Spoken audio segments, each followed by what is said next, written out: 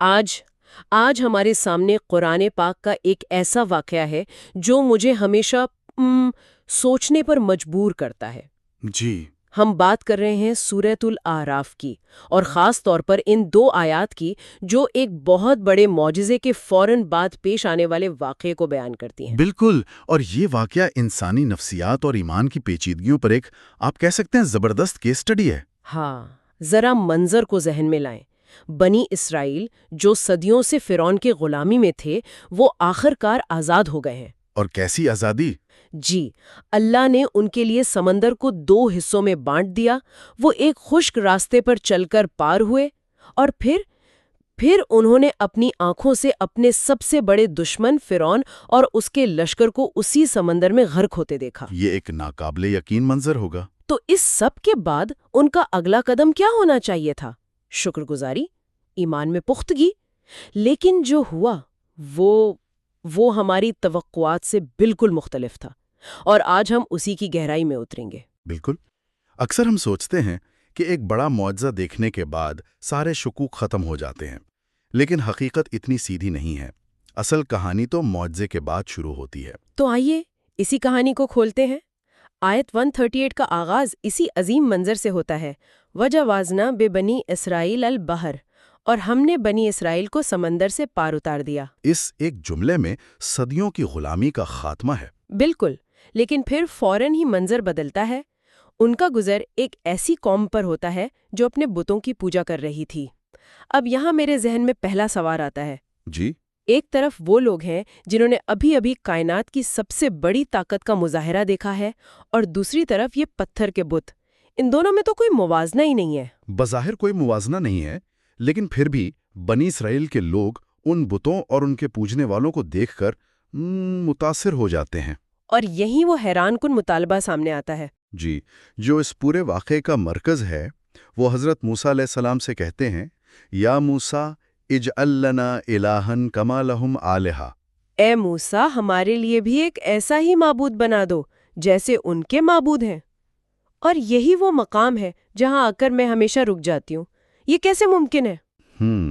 مطلب ابھی آپ نے دیکھا ہے کہ ایک لاٹھی کے اشارے پر سمندر پھٹ گیا، آپ کا دشمن غرق ہو گیا، اور اب آپ ایک نظر آنے والے ٹھوس پتھر کے خدا کی فرمائش کر رہے ہیں۔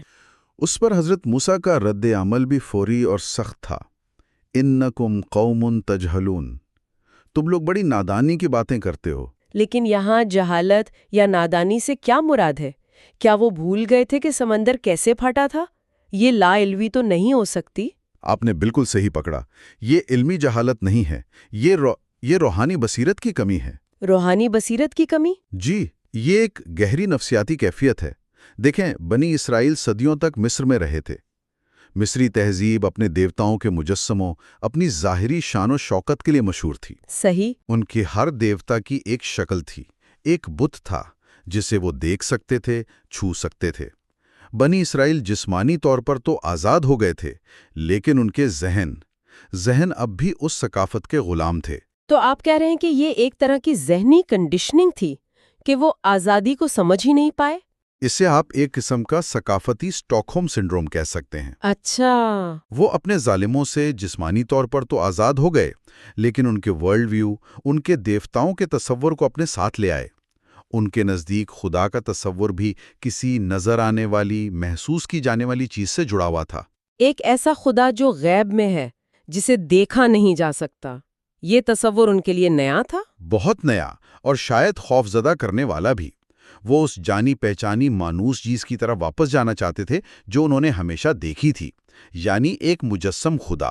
لیکن یہ بات پھر بھی تھوڑی حیران کرتی ہے۔ کیا ایک اتنا بڑا معجزہ، سمندر کا پھٹ جانا، ان کی سالوں کی ذہنی کنڈیشننگ پر حاوی نہیں ہو سکتا تھا؟ یہ بہت دلچسپ سوال ہے۔ دیکھیں، معجزہ ایک لمحے کے لیے آپ کے ہوش اڑا سکتا ہے، آپ کو یقین دلا سکتا ہے، لیکن روزمرہ کی زندگی گزارنے کے لیے انسان اکثر ایک مستقل نظر آنے والے سہارے کی تلاش میں رہتا ہے۔ اچھا۔ ان کا مطالبہ دراصل غیب پر ایمان اور نظر آنے والے ثبوت کی خواہش کے درمیان جو انسانی کشمکش ہے، اس کی بہترین مثال ہے۔ ایمان کا تقاضا ہے کہ آپ اندیکھے پر یقین کریں، جبکہ ہماری فطرت کہتی ہے کہ جو دکھتا ہے وہی بکتا ہے۔ بالکل۔ وہ ایک ایسے خدا کے تصور سے گھبرا رہے تھے جس سے تعلق صرف روحانی سطح پر تھا۔ وہ اسے ایک جسمانی شکل دے کر اپنی گرفت میں لانا چاہتے تھے۔ یعنی وہ ایک طرح سے اپنی ایمان کو آؤٹ سورس کرنا چاہتے تھے کہ ایک بت سامنے ہوگا تو ہمیں یاد رہے گا کہ خدا ہے۔ بہت خوب، آپ نے بہت خوبصورتی سے اس کا خلاصہ کیا۔ وہ ذمہ داری سے بھاگ رہے تھے، اور اسی ذہنی غلامی اور روحانی کمزوری کو حضرت موسیٰ علیہ السلام اگلی آیت میں چیلنج کرتے ہیں۔ ہاں، یہ اہم ہے، وہ صرف ڈانٹ نہیں رہے، وہ تعلیم دے رہے ہیں۔ جی بالکل۔ آیت 139 میں وہ ان بت پرستوں کی طرف اشارہ کر کے کہتے ہیں ان ہؤلاء متبر ما ہم فیہ وباطل ما کانوا یعملون۔ حقیقت یہ ہے کہ یہ لوگ جس کام میں لگے ہوئے ہیں وہ برباد ہونے والا ہے، اور جو کچھ وہ کر رہے ہیں وہ سراسر باطل ہے۔ یہاں دو الفاظ بہت طاقتور ہیں، متبر اور باطل۔ ان کا کیا مطلب ہے؟ یہ صرف برا یا غلط کہنے سے کہیں زیادہ گہری بات ہے۔ متبر کا لفظی مطلب ہے تباہی کے لیے مقدر یا ڈومڈ ٹو ڈسٹرکشن۔ اوہ! یہ ایسی چیز کے لیے استعمال ہوتا ہے جو اندر سے اتنی کھوکھلی ہو کہ اس کا ٹوٹ کر بکھر جانا یقینی ہو۔ حضرت موسیٰ یہ کہہ رہے تھے کہ جس شان و شوکت سے تم متاثر ہو رہے ہو یہ ایک بلبلہ ہے، یہ پائیدار نہیں ہے۔ تو متبر کا مطلب صرف یہ نہیں کہ یہ عمل گناہ ہے، بلکہ یہ کہ یہ نظام اپنی ساخت میں ہی ناپائیدار ہے، یہ خود ہی اپنے آپ کو تباہ کر لے گا۔ بالکل، جیسے ایک عمارت جو بہت خوبصورت نظر آ رہی ہو لیکن اس کی بنیادیں دیمک زدہ ہوں، اس کا گرنا طے ہے۔ اور دوسرا لفظ باطلن؟ باطل ہر اس چیز کو کہتے ہیں جس کی کوئی حقیقت نہ ہو، جس کی کوئی بنیاد نہ ہو۔ یہ ایک وہم ہے، ایک جھوٹ ہے۔ تو حضرت موسیٰ ایک ہی جملے میں دو باتیں واضح کر رہے ہیں۔ اول، جس چیز کی تم خواہش کر رہے ہو وہ ایک جھوٹ ہے، اس کی کوئی اصلیت نہیں، یعنی باطل۔ جی۔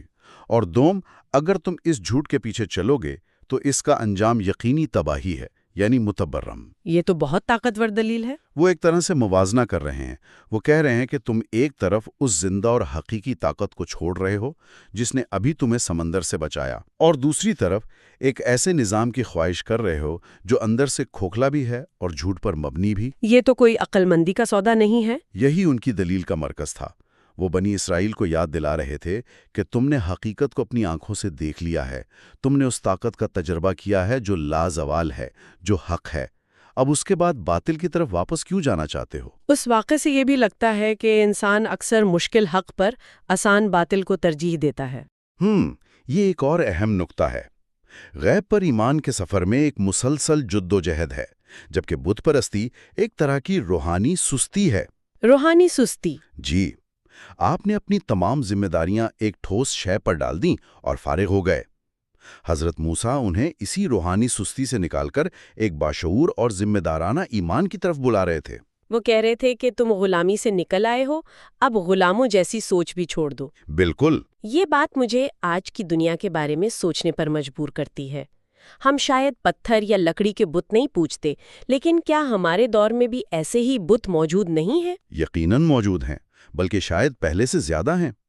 آج کا سب سے بڑا بت شاید مادیت پرستی ہے۔ مادیت پرستی؟ جی، یہ نظریہ کہ خوشی اور کامیابی کا انحصار اس بات پر ہے کہ آپ کے پاس کتنی چیزیں ہیں، آپ کا بینک بیلنس کتنا ہے، آپ کا گھر کتنا بڑا ہے، یہ بالکل بنی اسرائیل کی خواہش جیسا ہے۔ وہ ایک نظر آنے والے خدا چاہتے تھے اور ہم نظر آنے والی کامیابی چاہتے ہیں۔ بالکل، اور ہم روحانی سکون اور اندرونی خوشی جیسی غیب کی چیزوں پر بھروسہ کرنے سے ڈرتے ہیں، اور اس کا انجام بھی متبرہ ہی لگتا ہے۔ ہم دیکھتے ہیں کہ بے تحاشا دولت اور شہرت کے باوجود لوگ ڈپریشن، بے چینی اور خالی پن کا شکار ہیں۔ یہ پورا نظام اندر سے کھوکھلا ہے۔ بالکل۔ ایک اور جدید بت سوشل میڈیا کی تصدیق ہو سکتا ہے۔ لائکس اور فالوورز۔ جی، لاکھوں لوگ اپنی قدر کا تعین لائکس اور فالوورز کی تعداد سے کرتے ہیں۔ یہ بھی ایک باطل ہے، ایک جھوٹ ہے، اس کی کوئی حقیقی بنیاد نہیں۔ لیکن لوگ اس کے پیچھے بھاگتے ہیں اور اس کا انجام ذہنی صحت کی تباہی کی صورت میں نکلتا ہے۔ یہ بھی ایک طرح کی بت پرستی ہی ہے، جہاں آپ نے اپنی ذات کی قدر کا اختیار ایک بے جان الگوریتھم کو دے دیا ہے۔ یہ ایک خوفناک تصویر ہے۔ اور سیاسی نظریات یا شخصیات کے بارے میں کیا خیال ہے؟ یہ بھی ایک بہت بڑی مثال ہے۔ جب کوئی نظریہ یا شخصیت مطلق سچائی کا درجہ اختیار کر لے اور اس پر تنقیدی سوچ ختم ہو جائے تو ایک بت بن جاتا ہے۔ اور تاریخ گواہ ہے کہ ایسے نظاموں کا انجام ہمیشہ تباہی پر ہی ہوا ہے۔ بالکل، کیونکہ وہ باطل ہوتے ہیں۔ تو اگر ہم اس ساری گفتگو کو سمیٹیں تو ان دو آیات میں جو سبق ہے وہ کسی ایک قوم یا زمانے تک محدود نہیں۔ جی نہیں، یہ ایک آفاقی انسانی حقیقت کو بیان کر رہا ہے۔ یہ بتا رہا ہے کہ آزادی صرف جسمانی نہیں ہوتی، اصل آزادی ذہن کی ہوتی ہے۔ جی ہاں، اور اس میں جو حتمی سوچ ہے وہ یہ ہے کہ ماضی کا اثر بہت گہرا اور دیر پا ہوتا ہے۔ سمندر پار کرنے جیسا زندگی بدل دینے والا واقعہ بھی بنی اسرائیل کے ذہنوں سے مصری تہذیب کے نقوش فوری طور پر نہیں مٹا سکا۔ جانی پہچانی چیزوں کی طرف لوٹنے کی کشش بہت طاقتور ہوتی ہے، چاہے وہ چیزیں غلط ہی کیوں نہ ہوں۔ یہ آج ہر اس شخص کے لیے ایک اہم سبق ہے جو اپنی زندگی میں کوئی مثبت تبدیلی لانا چاہتا ہے۔ بالکل، آپ اکثر پرانی غلامی کو اس لیے ترجیح دینے لگتے ہیں کیونکہ وہ جانی پہچانی ہوتی ہے، جبکہ نئی آزادی غیر یقینی اور خوفناک لگتی ہے۔ اور یہ آیات ہمیں ایک امید بھی دیتی ہیں۔ حضرت موسیٰ نے اپنی قوم کو چھوڑا نہیں، ان سے مایوس نہیں ہوئے، بلکہ ان کی غلطی کی نشاندہی کی اور انہیں تعلیم دی۔ مطلب اس ذہنی غلامی سے نکلا جا سکتا ہے۔ جی، لیکن اس کے لیے مسلسل رہنمائی، یاد دہانی اور ذاتی کوشش کی ضرورت ہے۔ یہ واقعی ایک گہری بات ہے۔ یہ آیات ماضی کی ثقافتی یادداشت اور ایک نئے معجزے کی حقیقت کے درمیان تصادم کو بہت خوبصورتی سے ظاہر کرتی ہیں۔ اس سے مجھے یہ سوچنے کا موقع ملتا ہے، اور شاید ہمارے سامعین بھی اس پر غور کریں، کہ ہماری اپنی زندگیوں میں جب ہم کسی روحانی، فکری یا ذاتی تبدیلی سے گزرتے ہیں تو ہمارے ماضی کے وہ کون سے بت ہیں، یعنی پرانی سوچیں، بری عادتیں، خوف یا سماجی دباؤ، جنہیں ہم صرف اس لیے واپس لانے کی خواہش کرتے ہیں کیونکہ وہ ہمیں جانے پہچانے اور مانوس لگتے ہیں۔ یہ ایک ایسا سوال ہے جس کا جواب شاید ہم سب کو اپنے اندر تلاش کرنے کی ضرورت ہے۔